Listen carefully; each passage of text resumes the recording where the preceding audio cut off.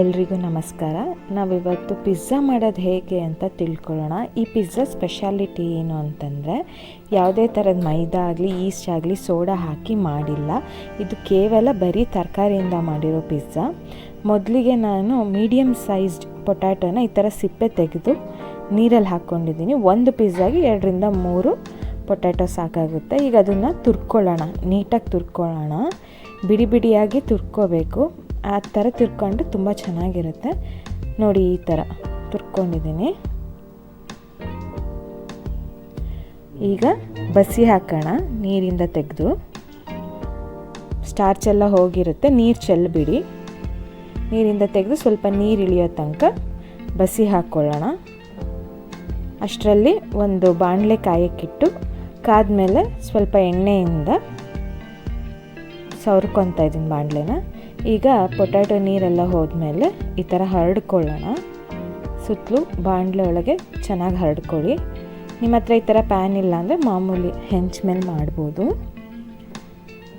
ಈ ಥರ ಹರಡ್ಕೊಂಡ್ಮೇಲೆ ಪೂರ್ತಿ ಎಲ್ಲ ಸೈಡು ಕವರ್ ಆಗಬೇಕು, ರೌಂಡ್ ಶೇಪ್ ಬರಬೇಕು. ಏಕೆಂದರೆ ಅದು ಚಿಕ್ಕದಾಗುತ್ತೆ, ಎಲ್ಲ ಬೆಂದ ಮೇಲೆ ಚಿಕ್ಕ ಸೈಜ್ ಆಗುತ್ತೆ. ಅದಕ್ಕೆ ಕ್ಲೀನಾಗಿ ಹಾಕ್ಕೊಳ್ಳಿ, ಸ್ವಲ್ಪ ದಪ್ಪನೇ ಹಾಕ್ಕೊಳ್ಳಿ. ಈಗ ಒಂದು ಸ್ಪೂನ್ ಸಹಾಯದಿಂದ ಪ್ರೆಸ್ ಮಾಡ್ಕೊಳ್ಳೋಣ. ಲೈಟಾಗಿ ಪ್ರೆಸ್ ಮಾಡೋಣ ಅಷ್ಟೇ, ಜಾಸ್ತಿಯಾಗಿ ಒತ್ತಬೇಡಿ. ತಟ್ಟೆ ಅಥವಾ ಇದು ಮುಚ್ಚಿಟ್ಟು ಒಂದು 5 ನಿಮಿಷ ಬೇಯಿಸೋಣ. ಆ ಸೈಡು ಬ್ರೌನ್ ಆಗಬೇಕು, ಒಂದು ಸೈಡು. ಇವಾಗ ತಿರುವು ಹಾಕಿ ಮತ್ತೆ ಅದೇ ಥರ ತಟ್ಟೆ ಮುಚ್ಚಿಟ್ಬಿಟ್ಟು ಮತ್ತೆ ಬೇಯಿಸೋಣ. ಆ ಸೈಡ್ ಮಾತ್ರ ಜಾಸ್ತಿ ಬ್ರೌನ್ ಆಗಬಾರ್ದು. ಈಗ ಇನ್ನೊಂದು ಕೈ ಸಹಾಯದಿಂದ ಫ್ಲಿಪ್ ಮಾಡ್ತೀನಿ. ನೋಡಿ, ಈ ಸೈಡ್ ತುಂಬ ಬ್ರೌನ್ ಆಗಿಲ್ಲ, ಸ್ವಲ್ಪ ಅಷ್ಟೇ ಬ್ರೌನ್ ಆಗಿದೆ. ಸಾಸ್ ಸ್ಪ್ರೆಡ್ ಮಾಡ್ತಾಯಿದ್ದೀನಿ.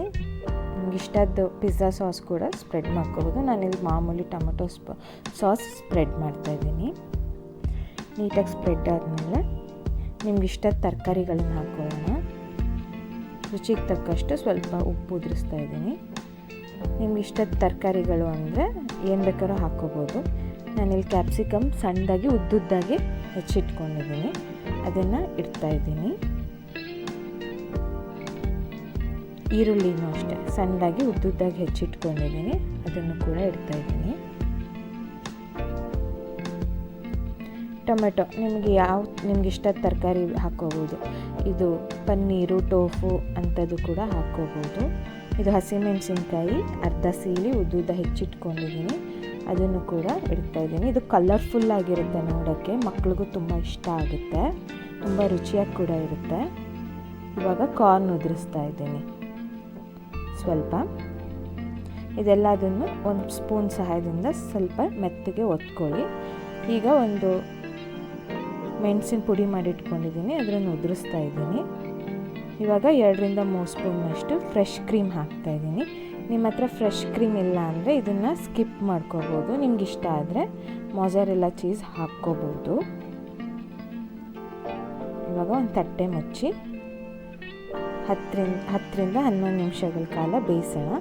ಇವಾಗ ಇದು ಬೆಂದಿದೆ, ರೆಡಿಯಾಗಿದೆ, ಗರಿ ಗರಿ ಇರುತ್ತೆ. ತಟ್ಟೆಗೆ ಹಾಕಿ ಎಂಜಾಯ್ ಮಾಡಿ. ನಿಮಗೆ ಈ ರೆಸಿಪಿ ಇಷ್ಟ ಆದಲ್ಲಿ ಲೈಕ್ ಮಾಡಿ, ಶೇರ್ ಮಾಡಿ, ಕಮೆಂಟ್ ಮಾಡಿ, ಸಬ್ಸ್ಕ್ರೈಬ್ ಆಗಿ. Thank you.